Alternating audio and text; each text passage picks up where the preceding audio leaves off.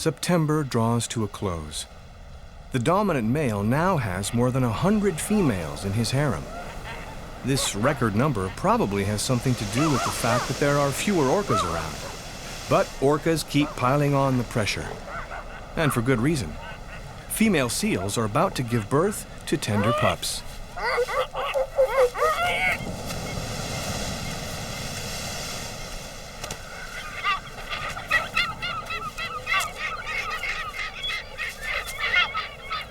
Skuas and giant petrels feast on the placenta.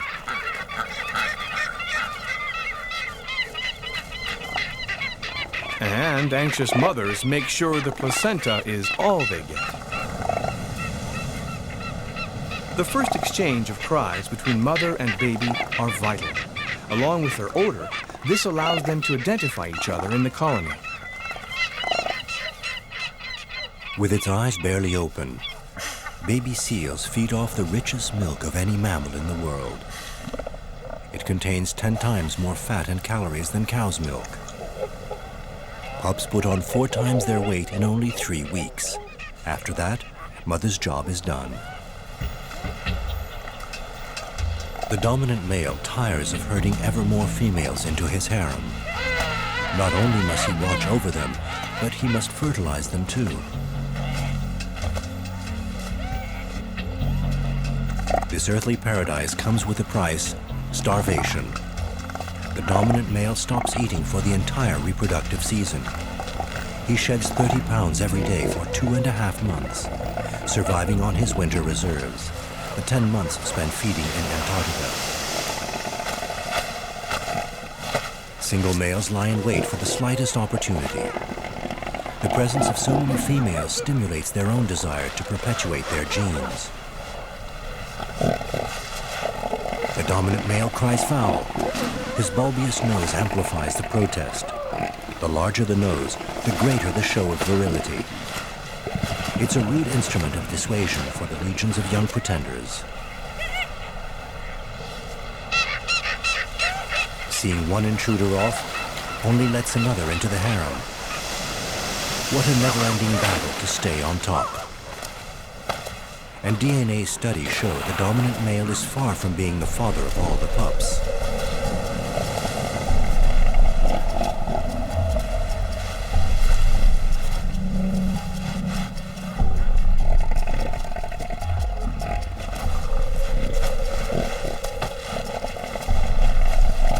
The hormonal urge to mate leads to outright war.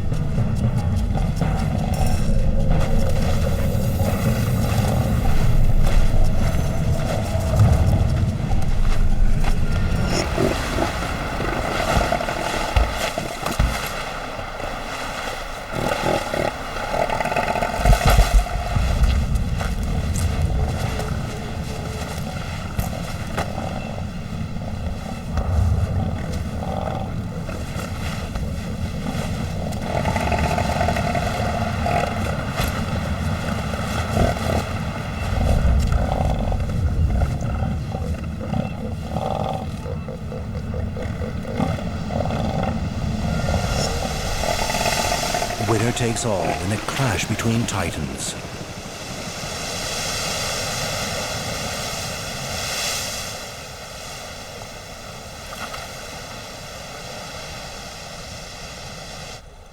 When you get this close to these giants, you can feel how much energy goes into their drive to pass on their genes. It's a symbol of resistance to the extreme conditions of the place. A real fight for life. I'm determined to experience the same kind of intense contact with the orcas. I'm going back to the clear waters on the other side.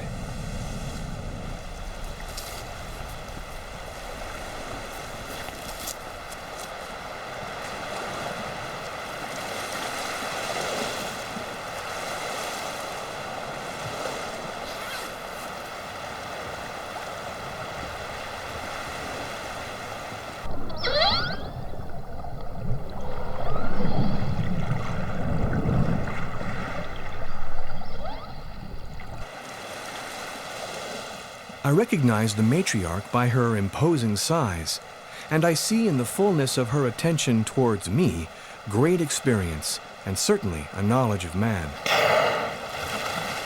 Is she again the one who was saved by the scientists? I like to imagine she is. I wish this moment would last forever.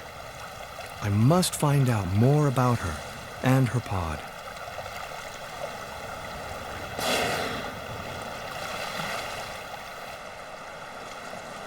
Once again, the orcas treat David with caution.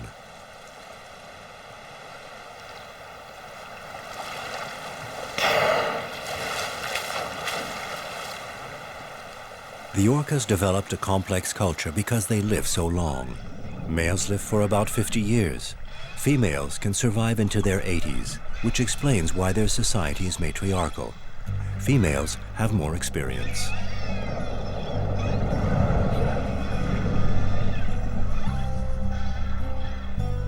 These mammals are such efficient killers, they only need to spend 10% of their time hunting. Otherwise, they rest, play, and educate the young, a process that can last 20 years. Touching, caressing, and talking maintains harmony. Scientists now know that orcas from the same region share a common language, and even more amazing, every individual clan has its own dialect.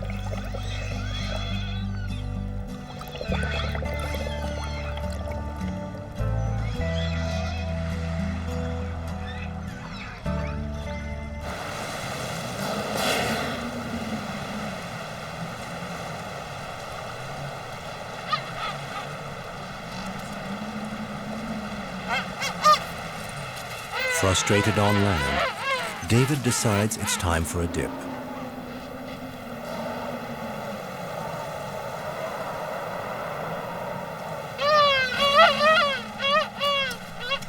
He hopes to meet orcas in their own territory, behind this bed of giant kelp.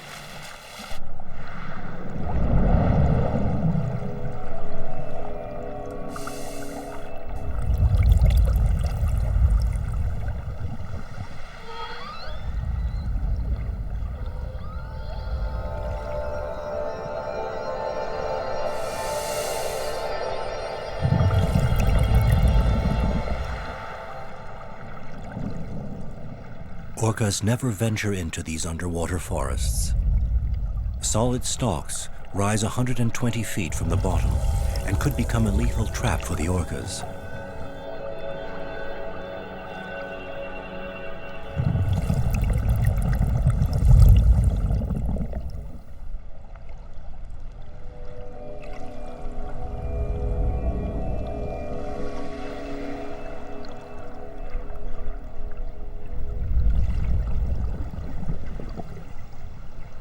Beyond the forest, the matriarch sneaks up on David.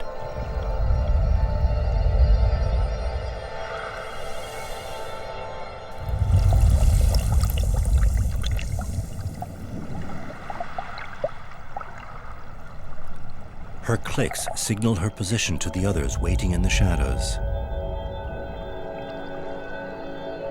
The matriarch is simply checking the visitor out. Once again, the encounter is fleeting. Caution and mistrust seem to rein in the orcas. The appearance of penguins means the orcas must have retreated to a safe distance.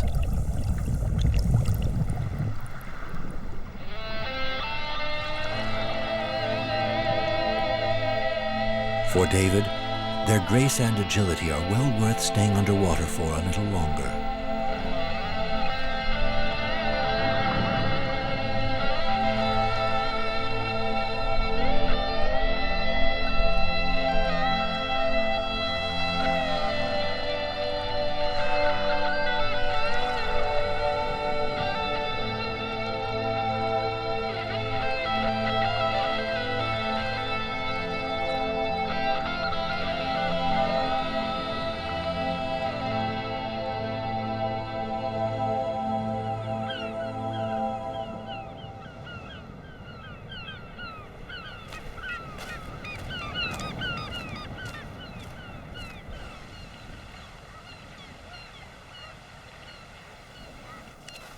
Well, well.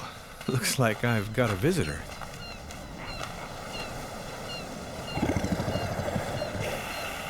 The single male has been well and truly defeated by the dominant male. Perhaps next year he'll have more luck. Even the strongest seals don't become dominant until they're at least 8 years old, and even then for no more than 2 years running. The battle to dominate exhausts them too much. He may not look aggressive, but he's still potentially dangerous. There's no way I can get into my tent tonight.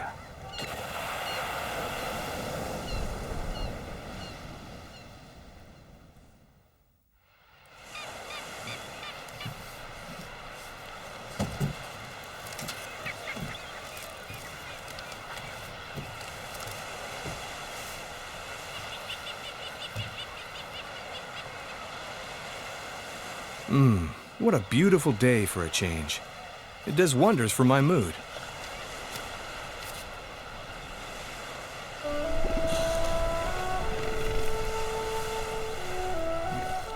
Baby elephant seals pass their first days close to the warm bellies of their mothers. What momentary bliss. The atmosphere on the beach is positively festive.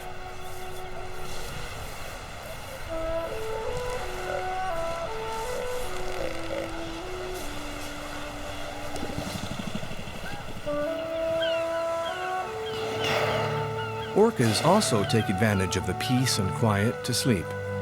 But the way they sleep is most unusual. So they don't drown, evolution has blessed them with an extraordinary trait. Only half their brain sleeps at one time. They literally nap with one eye open.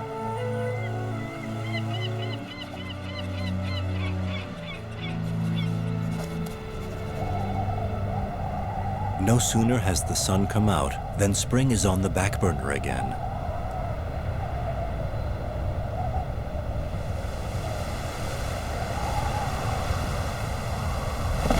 The roaring 40s return with a vengeance.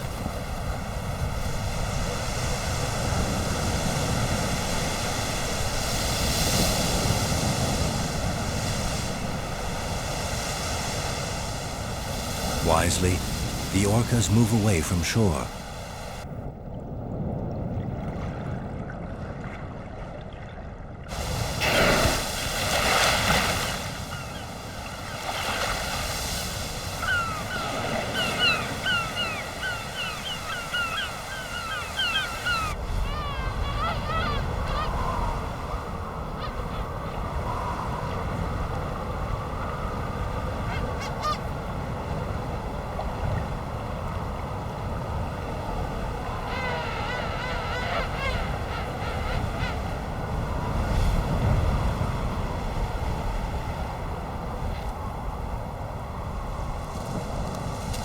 I wonder how the newborn elephant seals are coping with the weather.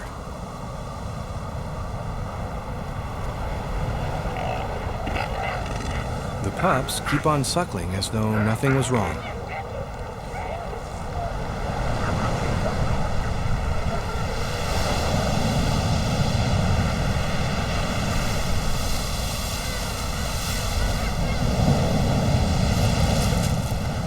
It is really picking up. I'd better seek some shelter.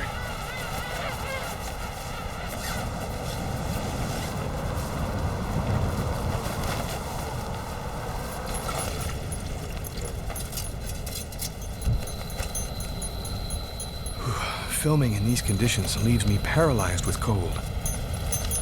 Without the tent, I'd be finished. Suddenly, I feel very alone, very different from the animals. I'm fragile and vulnerable. The storm turns the beach into another world, or the end of the world. There seems no limit to the power of the elements on the Crozet Islands.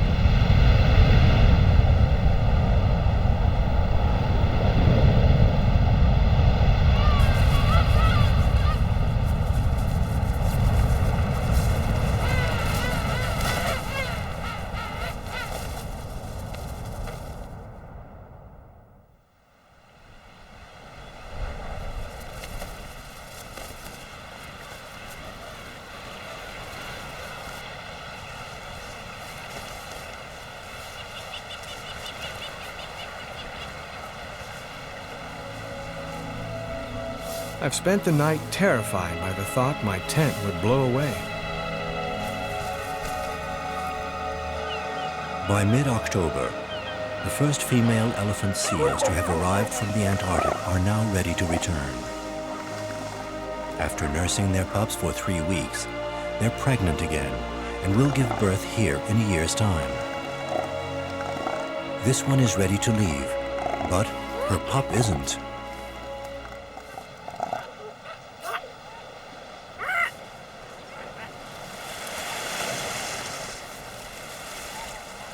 Abandonment before weaning seems cruel, but there's a good reason.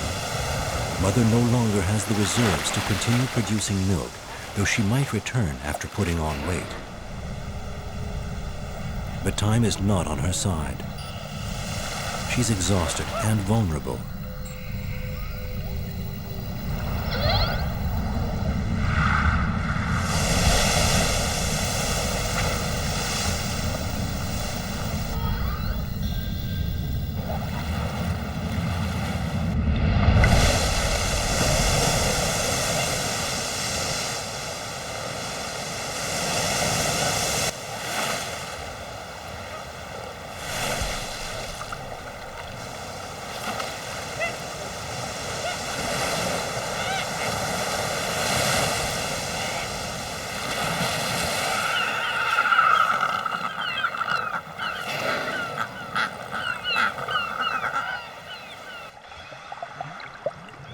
Orcas share the spoils of hunting.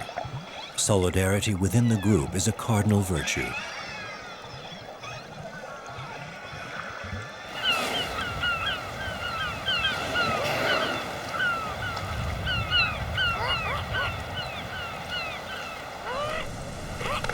The pup, too, is a victim.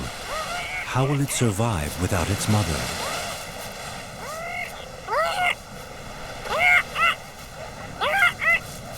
Unlike penguin chicks that can count on both parents for food, baby seals depend solely on their mothers.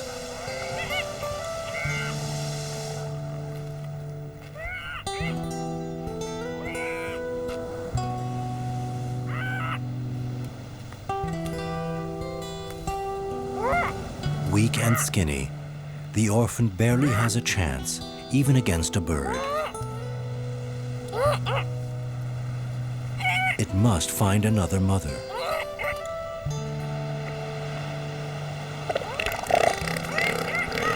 The door is closed.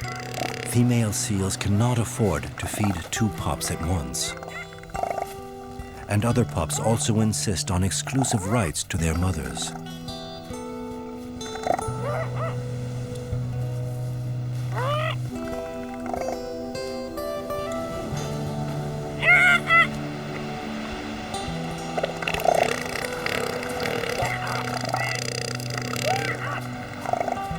I'm heartbroken to see firsthand the tragedy of this pup's life. But there's nothing I can do to help. It's been attacked and rejected by its own species, a victim of the cruel laws of natural selection. It will never know the taste of fish, and never become a dominant male to father offspring on this island at the end of the world.